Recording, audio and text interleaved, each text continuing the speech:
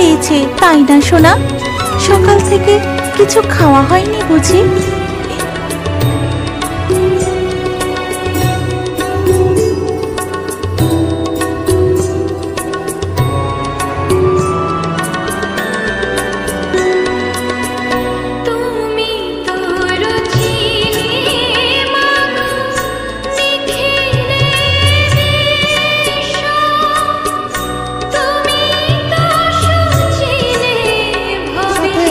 রাত্রিবেলায় কেন দেখা করো?